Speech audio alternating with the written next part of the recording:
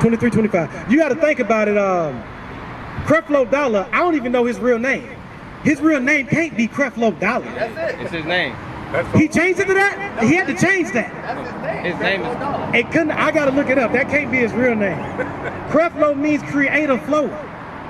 And in Latin, create a flow. And then his last name is Dollars. His mama, that boy probably named Larry Fitzgerald or something like that. That can't be his real name. He had to change his name to that. My name is Creative Flow of Dollars.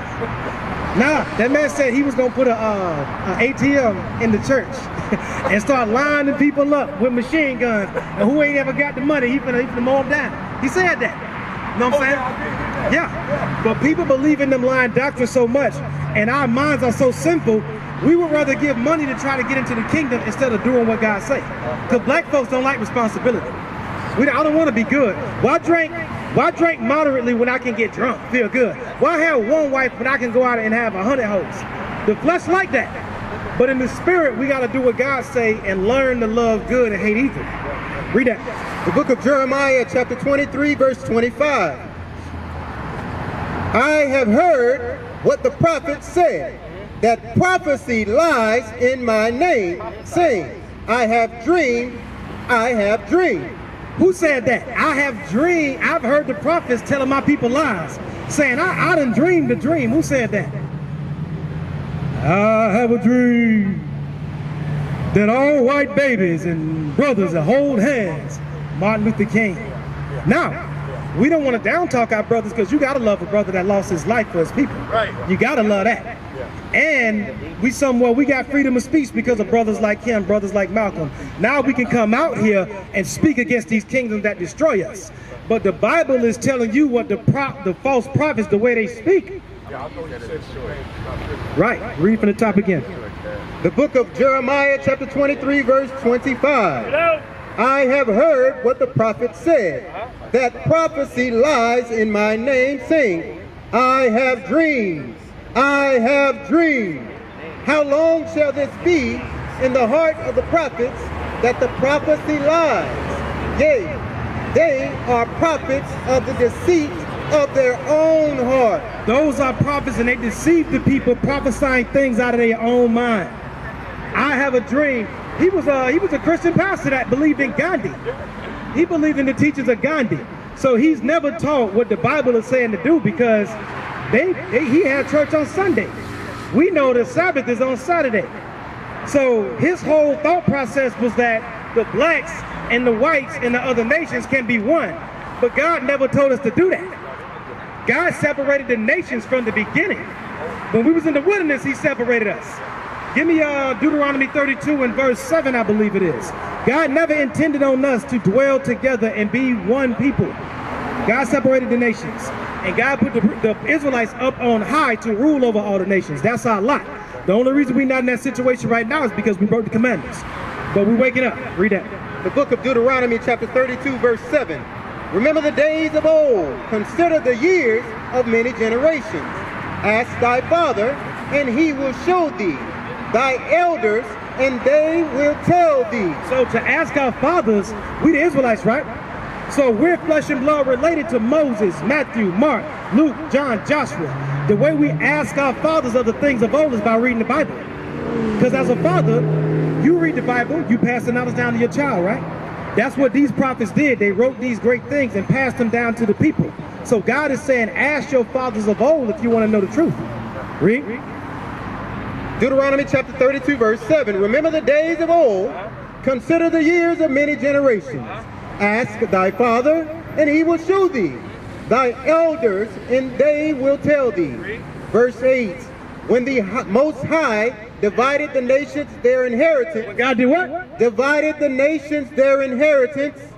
When he separated the sons of Adam, he set the bounds of the people according to the number of the children of Israel. So God never meant for us to dwell together, to live in the same land, what they call a melting pot. Because all everybody do over here is follow the customs of the white man. Everybody worship this God. Everybody eat what they eat. Everybody dresses the way they dress. And all we do is build up their nation.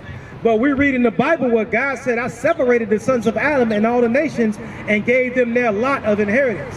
So we're not supposed to all be worshiping the same God, same customs. What we're supposed to be doing as Israelites is following God, and that's it. Now, here we are in the land of our captivity, but what we have to do is read the Spirit and do what God said and forsake everything that this nation teaches us. Shalom, Israel. This is Bishop Nathaniel. I want you to know that you can view all our Sabbath classes live on IUIC TV. That's right, I said on IUIC TV. Download the app today. Shalom. You know what I'm saying? I'm going to give you another law. Give me Numbers chapter 15, verse 38. You say you follow us, so I know you heard this law before, but you got to take action on these laws once you hear them. God got a dress code. What you think I'm about to go into? That's correct. That's correct also, but I'm going to go into something else real quick. Numbers 15, 38. The book of Numbers chapter 15 verse 38. Speak unto the children of Israel and bid them that they make the fringes of the borders of the garments throughout their generations. So speak unto the children of Israel, bid them that they wear fringes on the borders of their garments.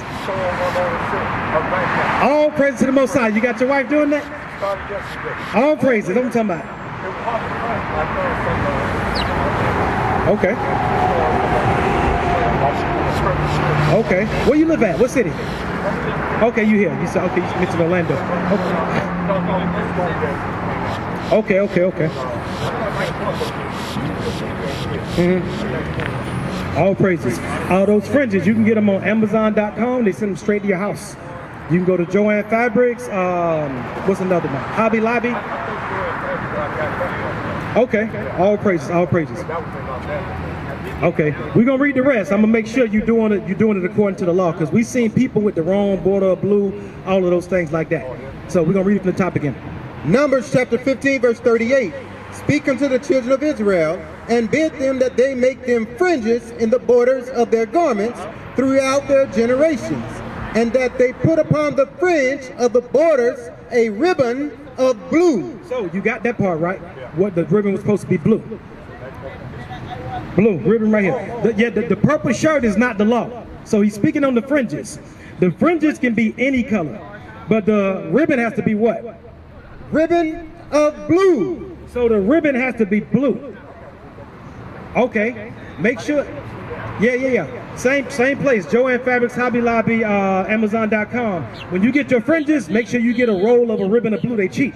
They super cheap. So as you can see, like all the other brothers got, the ribbon of blue goes on top of the fringe. And that's how she would sew that onto your shirt. So you can get just the blue easily. Yeah, you get the ribbon of blue.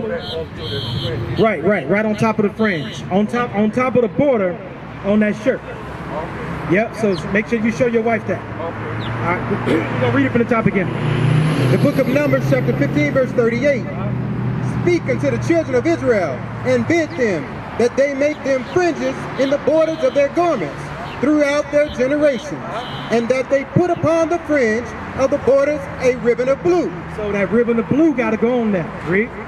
And it shall be unto you for a fringe, that ye may look upon it and remember all the commandments of the Lord and do them.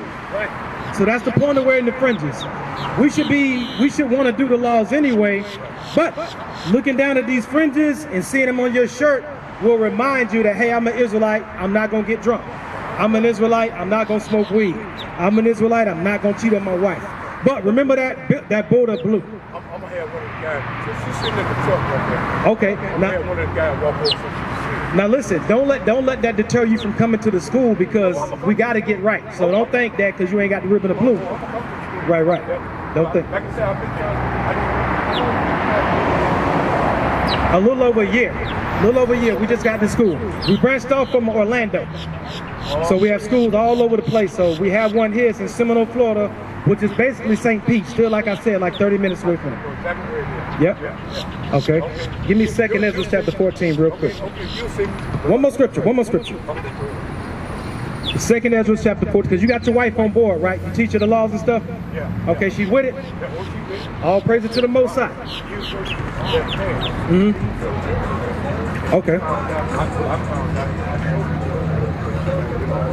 All praises, all praises. That's Make sure you show her it's because God said to do those things. So make sure it ain't. I mean, she follows you as her Lord because God put you as the head over her. Right. But make sure that she's following what you say because you following God. Right. So that's what she's aware of. All praises. Let's read this. The book of 2nd Ezra, chapter 14, verse 13. Now, therefore, set thine house in order. So God saying your first job is to set your house in order, and you're doing that. Your house, this house, your mind. Learn the laws so you can teach them to your wife. And then so y'all can teach y'all children. Y'all up in age, I'm a little up in age. Kids might be older like that or whatever. But once you get stronger in this truth, you will have other young men and women to teach. So you get your mind right first, read. And reprove thy people. Then you go out and reprove the people. Meaning, learn the law, get raised up by the brothers in the school, to where you can gain the knowledge to raise the people up in the streets like we're doing right now. Read. Comfort such of them as be in trouble. Judith 8 and 24. Then you can comfort the brothers and sisters that's in trouble. That's how we all came into this truth, and your troubles are going to continue once you come into the truth. That's why I'm glad you come into the Sabbath. That's how we're going to combat that about being around other believers. All right, last scripture. I ain't going to hold you up too much longer. Judith chapter 8 and verse 24. And this is the reason, because we learned a lot of evil over here. A lot of evil. And one of the best ways you can teach your people and your wife is by being a good example. A lot of times, somebody can look at you and see something different in you and inquire, hey, why are you doing that right there? Now you can explain why I got on fringes, why I got on this ribbon of blue, and show them that this is your heritage and you're supposed to be doing it too. And being an example for the kids out here selling drugs, terrorizing the neighborhoods. They should be able to look at you and look at us and learn how to walk and talk. Read that. In the Apocrypha book, Judith, chapter 8, verse 24. Now, therefore, O brethren, let us show an example to our brethren, because their hearts depend upon us, and the sanctuary, and the house, and the altar rest upon us. So we got a big job. Their hearts, meaning the mind, depends upon us. So without us, a lot of these people can't raise up and become the person that they're supposed to be. Everybody got a different spirit. So we have to study and make sure the Spirit of God is upon us to rightly divide the word, to show our people truth, show them what they're supposed to be doing. So, glad you stopped by. Listen. Right, the church ain't doing that. The church is actually the people. We are the church. Our people, we're the church. So the building, God don't dwell in buildings. God want to dwell inside of us. So we got to clean ourselves up and show our people what to do. You know what I'm saying? Phone number on the back of that flyer, and it's a website. So make sure you call the number, go through the protocols with you. Lord's will, we see you next week. All praises to the Most High. What is a nation?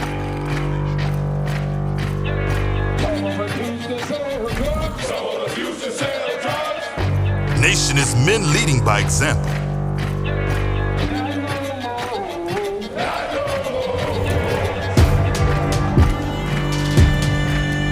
Nation is family.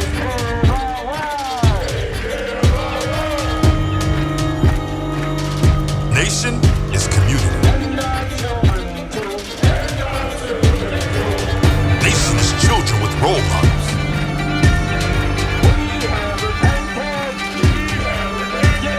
Nation is unity.